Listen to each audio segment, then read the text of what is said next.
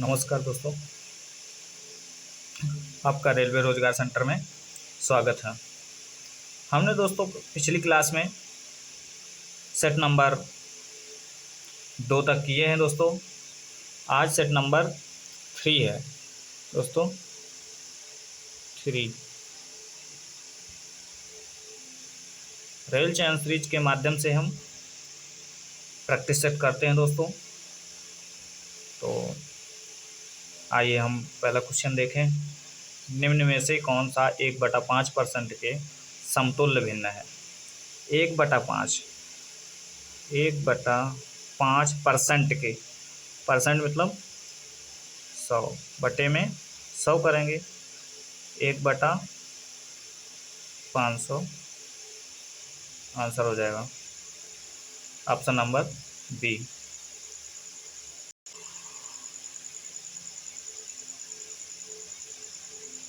अगला क्वेश्चन कहता है, यदि किसी वस्तु के 10% लाभ और 7% लाभ पर विक्रय मूल्यों के बीच का अंतर 6 है, तो वस्तु का क्रय मूल्य कॉस्ट प्राइस क्या होगा? यदि किसी वस्तु के 10% लाभ, 10% लाभ है प्लस का 10, इनका अंतर, और 7% लाभ कितना है? 7% प्रॉफिट है। विक्रय मूल्यों के बीच का अंतर कितना है दोस्तों? 6 दिया हुआ है, लेकिन है कितना? 3 रेशियो बराबर 6, 3 दूनी 6, आर बराबर कितना आ गया? 2। तो वस्तु का क्रय मूल्य कितना है? 100 से मल्टीप्लाई कर देंगे दोस्तों, आपका क्रय मूल्य 200 रुपये हो जाएगा दोस्तों। अगला क्वेश्चन देखते हैं, 22, 66 और 11 का चौथा अनुपात। चौथा अनुपात का सूत्र दोस्तों क्या होता है? अगर चौथा अनुपात निकालना है दोस्तों, तो आपको याद नहीं है तो दोस्तों रजिस्टर में अपने नोट करिए। चौथा अनुपात निकालना है दोस्तों, BC/A होता है, BC/A।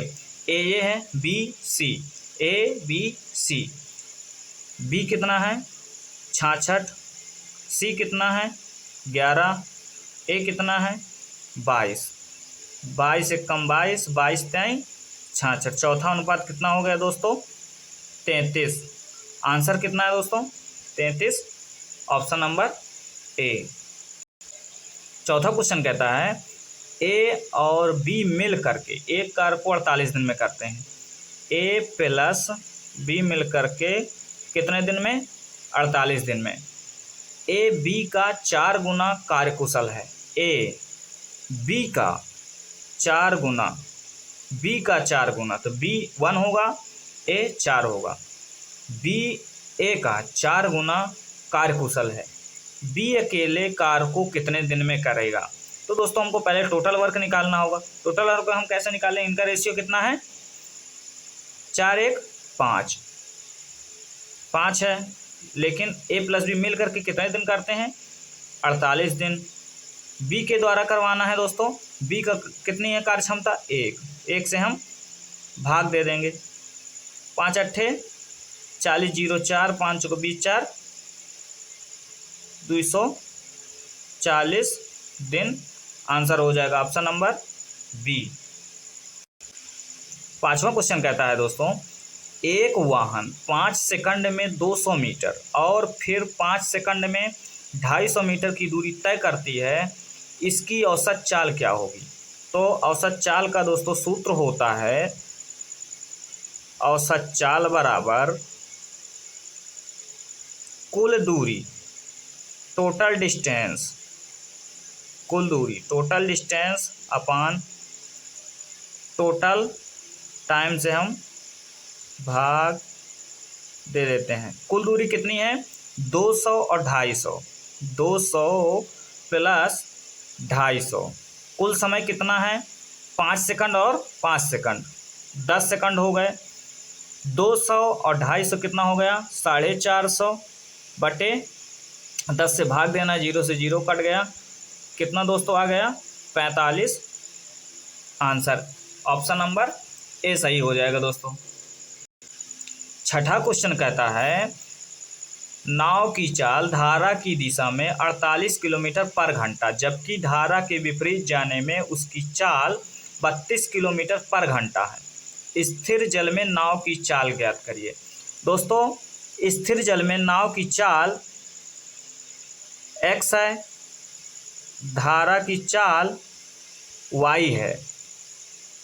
अनुकूल धारा की दिशा में, अनुकूल मतलब धारा के साथ या धारा की दिशा में x प्लस वाई होगा। प्रतिकूल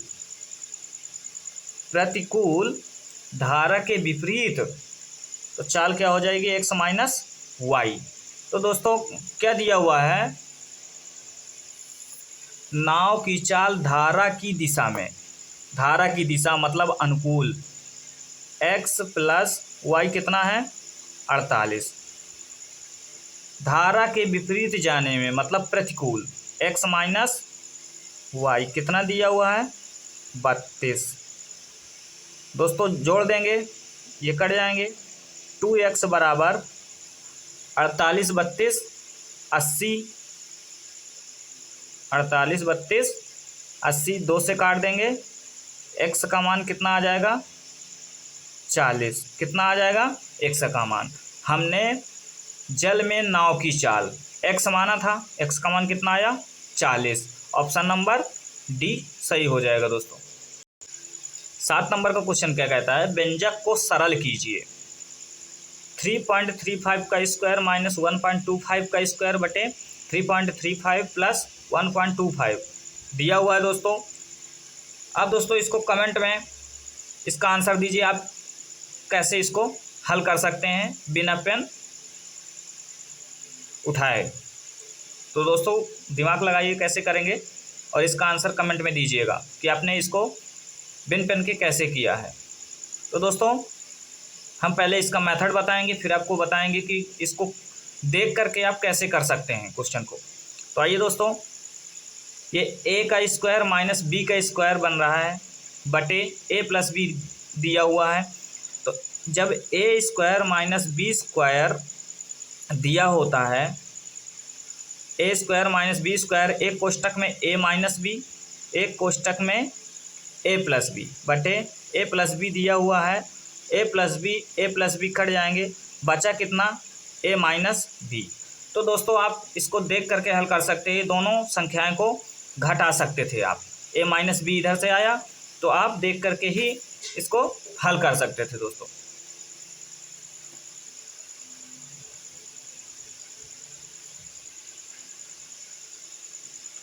a कितना दिया है 3.35 माइनस 1.25 बी दिया हुआ है। तो दोस्तों 5 में से 5 गया 0, 3 में से 2 गया 1.0, 3 में से 1 गया 2, कितना आंसर आया 2.1। Option number D. 300 मीटर लंबी एक मालगाड़ी 1250 मीटर लंबी सुरंग में 80 सेकंड में गुजरती है। ट्रेन की गति, तो चाल बराबर होता है दूरी बटे समय। क्या होता है दोस्तों, चाल हमको निकालना है ट्रेन की गति, तो चाल बराबर होता है दूरी बटे समय।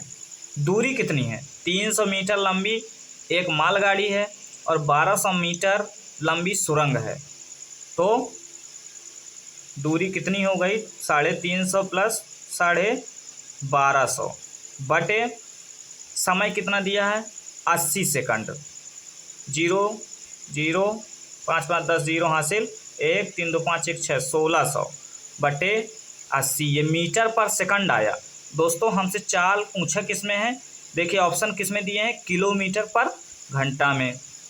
0 से 0, 2 8 16, 20 मीटर पर सेकंड। दोस्तों हम इसको किलोमीटर में बदलेंगे तो 18/5 से हम गुणा कर दें, 5 चौको 20, 18 चौको 72 किलोमीटर पर घंटा। ऑप्शन नंबर ए सही हो जाएगा दोस्तों, ऑप्शन नंबर ए सही हो जाएगा। किसी पोशाक का विक्रय मूल्य क्या होगा जिसका अंकित मूल्य 500 रुपये है और इस पर 20% की एक छूट और इसके बाद 10% की दूसरी छूट दी जाती है दोस्तों। पोशाक का अंकित मूल्य MRP कितना है दोस्तों? 500। पहली छूट कितने की है? 20%, तो बचा कितना होगा? 80। उसके बाद 10% की छूट देता है, 100 में 10 की छूट देगा तो कितना बचा होगा? 90/100। 00 कट गया, 0 से 0। 8 5 40, 8 5 40, 40 नैया 360। ये दोस्तों क्या आ जाएगा?